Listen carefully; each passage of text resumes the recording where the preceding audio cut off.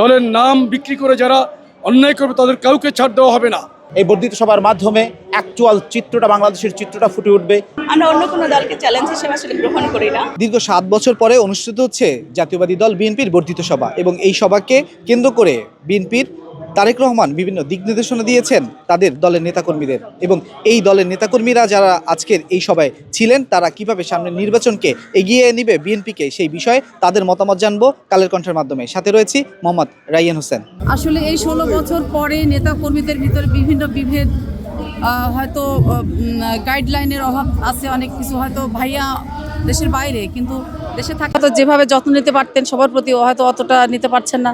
তারপরও সামনে যেহেতু নির্বাচন হবে, একটা সবাইকে ঐক্যবদ্ধ করার জন্য কারোর ভিতরে যেন বিভেদ না থাকে, আমাদের নেতা বা কর্মীদের মধ্যে যেন কোনো বিভেদ সৃষ্টি না হয়, কেউ যেন কোনো দুর্নীতিতে বা অন্যায়ের সাথে যেন সম্পৃক্ততা না হয়, আসলে সব মিলে একটা মেসেজ দেওয়া এর পক্ষ থেকে, এবং ঐক্যবদ্ধভাবে দলকে সুসংগঠিত করা এবং ভবিষ্যৎ সামনে যে নির্বাচনের প্রস্তুতি গ্রহণ করার জন্য আসলে আজকে বর্ধিত সভাটা। গাজীপুরে রিসেন্টলি একটা ঘটনায় কিন্তু আমরা তাকে বহিষ্কার করেছি 1 ঘন্টার মধ্যে।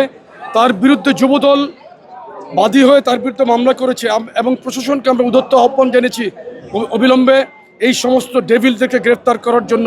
দলের নাম বিক্রি করে যারা অন্যায় করবে তাদের কাউকে ছাড় দেওয়া হবে না। আমি প্রত্যেকটি নেতাকর্মীর প্রতি অনুরোধ রাখবো, দলের নির্দেশ এটাই যে অনেক কষ্ট করেছেন, মানুষের পাশে থাকেন, কোনো অন্যায়ের সাথে যুক্ত হবেন না। রাজনৈতিক পদবিটাকে মূল্যায়ন করে আপনারা মানুষের পাশে থাকার চেষ্টা করেন। দীর্ঘ 7 বছর পরে বর্ধিত সভা হয়েছে। সেই বর্ধিত সভায় বাংলাদেশের সকল প্রান্ত থেকে জনগণ অত্যন্ত উদ্দীপনার সাথে এসে যোগ দিয়েছে। এই বর্ধিত সভার উদ্বোধনী অনুষ্ঠানে, উদ্বোধনী বক্তব্যে জনাব তারেক রহমান একটি কথা বলেছেন যে উনি সকল নেতৃবৃন্দের কথা শুনতে চান। এক্স্যাক্টলি স্পেসিফিক এরিয়া কি প্রবলেম সেই জিনিসটা উনি শুনতে চান না, এবং সে শুনে তারপরে অপটিমাম সলিউশনটা বের করবেন। সুতরাং আমি বিশ্বাস করি এই বর্ধিত সভার মাধ্যমে অ্যাকচুয়াল চিত্রটা, বাংলাদেশের চিত্রটা ফুটে উঠবে এবং নেতৃবৃন্দ অ্যানালাইসিস করে অপটিমাম সলিউশনটা বের করবেন। আর যে নির্বাচনের কথা বলেছেন, বাংলাদেশ জাতীয়তাবাদী দল নয়, শুধুমাত্র বাংলাদেশের প্রত্যেকটি রাজনৈতিক দল চায় একটি গণতান্ত্রিক পরিবেশ বজায় রেখে রাষ্ট্র পরিচালনা করতে। গণতান্ত্রিক পরিবেশের অর্থ কী? গণতান্ত্রিক পরিবেশের অর্থ হচ্ছে জনগণের মতামতের মূল্যায়ন, আর জনগণের মতামতের মূল্যায়ন সম্ভব হবে নির্বাচনের মাধ্যমে। আমি বিশ্বাস করি খুব শীঘ্রই এক নির্বাচনের ব্যবস্থা করবে অন্তর্বর্তীকালীন সরকার। এই ষড়যন্ত্রের বিরুদ্ধে বাংলাদেশের সবাইকে ঐক্যবদ্ধ থাকতে হবে, বিশেষ করে বিএনপি পরিবারের এবং জাতীয় পরিবারের প্রতিটি নেতাকর্মীকে ঐক্যবদ্ধ থাকতে হবে। এই ষড়যন্ত্র মোকাবিলা করতে হবে, মানুষের ভোটের অধিকার ফিরিয়ে আনতে হবে, বাংলাদেশের স্বাধীনতা সার্বভৌমত্ব অটুট রাখতে হবে, এবং বাংলাদেশের যে ইসলামী মূল্যবোধ, আমাদের সেই ইসলামী মূল্যবোধকে আমাদেরকে অক্ষুণ্ণ রাখতে হবে। এটা হলো আমাদের পরিষ্কার নির্দেশ। নির্বাচন প্রক্রিয়াটা সম্পন্ন হয় সেই ব্যাপারে তো সবসময় তাগিদ রয়েছে আমাদের দলের পক্ষ থেকে।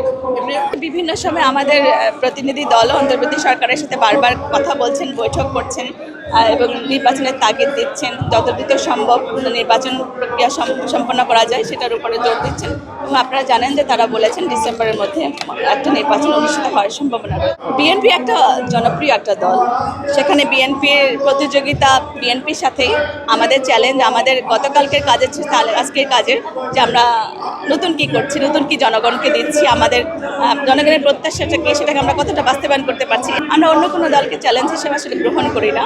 জনগণকে নিয়েই আমাদের সব কিছু। আমাদের নেতাকর্মী যারা আছে তাদের কাছে আমাদের প্রত্যাশা হবে আপনারা জনগণের কাছে যান, এবং আপনারা দেখেছেন গত কিছুদিন পূর্বেই আমাদের নির্বাচন কমিশন এবং প্রধান উপদেষ্টা বলেছেন যে আগামী ডিসেম্বরের ভিতরে নির্বাচন হবে, এবং এটা যেহেতু উনি বলেছেন সেহেতু আমাদের প্রত্যাশা থাকবে উনি ওনার কথা রাখবেন।